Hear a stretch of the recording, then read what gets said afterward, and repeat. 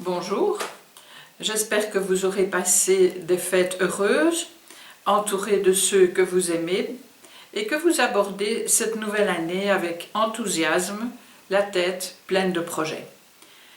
Je vous souhaite pour ma part de belles découvertes pour approfondir l'approche de l'esthétique japonaise. Une des plus belles découvertes qui a contribué à donner plus de caractère, d'envol et d'énergie à mon travail est celle du blanc volant. Liliane Borodine en parle très bien dans son livre « Le blanc volant ».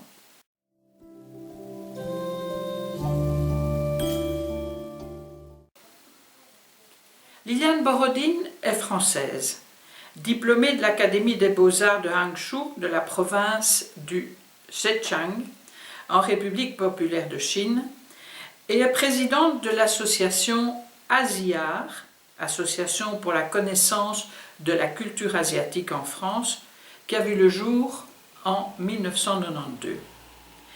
Elle donne également depuis 2000 des cours de peinture traditionnelle et de calligraphie. Le Fai Bai, Fai signifiant s'envoler dans les airs, et Bai, le blanc, est un style qui prend ses racines sous les dynasties Han et Wei entre 120 et 265, qui se perpétue au long des siècles et qui aujourd'hui permet encore de se réjouir des effets du blanc volant. Mettre du plein dans le vide et du vide dans le plein, comme il est dit dans le Sutra du cœur, texte central du bouddhisme Mahayana, dont le thème principal est la perfection de la sagesse. Je répète, mettre du plein dans le vide et du vide dans le plein donne de la vie, du rythme, de l'énergie, de la spiritualité. C'est avec cette conception que le blanc volant prend tout son sens. Toute création artistique doit refléter l'énergie vitale, le passage du souffle. Une œuvre est d'ailleurs jugée, aux yeux des Japonais et des Asiatiques en général, à sa force spirituelle, philosophique, et non selon des critères occidentaux habituels. Voici une œuvre de Liliane Borodine, intitulée « Envol ».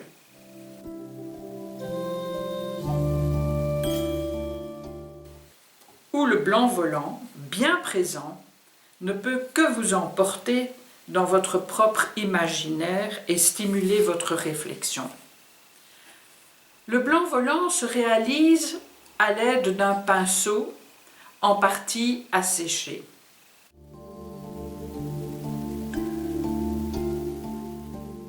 Et que l'on manipule avec rapidité dans une bonne maîtrise de l'attitude et du souffle.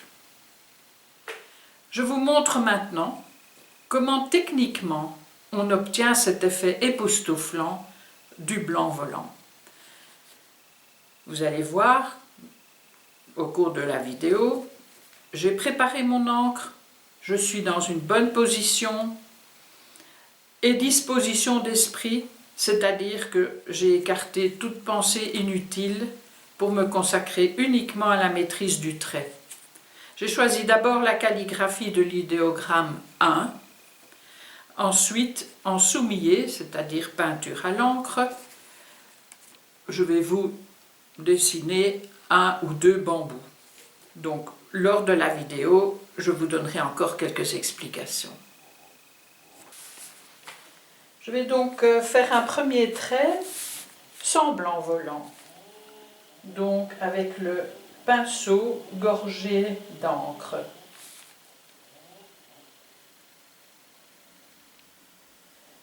Et je choisis de faire le trait qui représente l'idéogramme 1.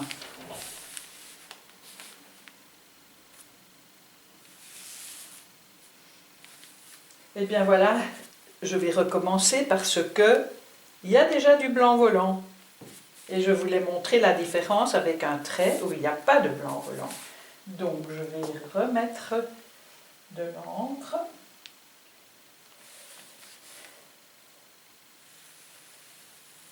Voilà. Ici, il n'y a pas de blanc volant. Maintenant, vous allez voir, je vais assécher assez bien mon pinceau.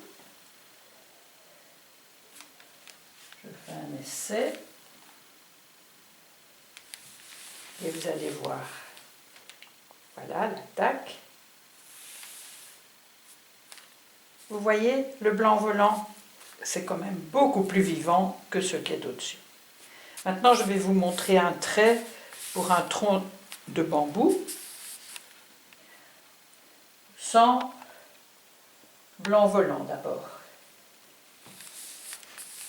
On va le faire ici.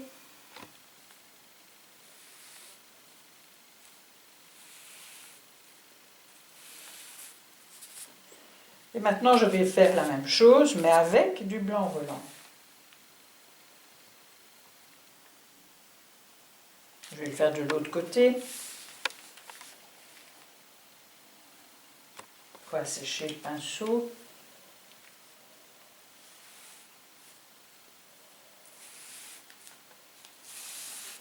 Et voilà, ça ressemble d'ailleurs beaucoup plus à un tronc de bambou.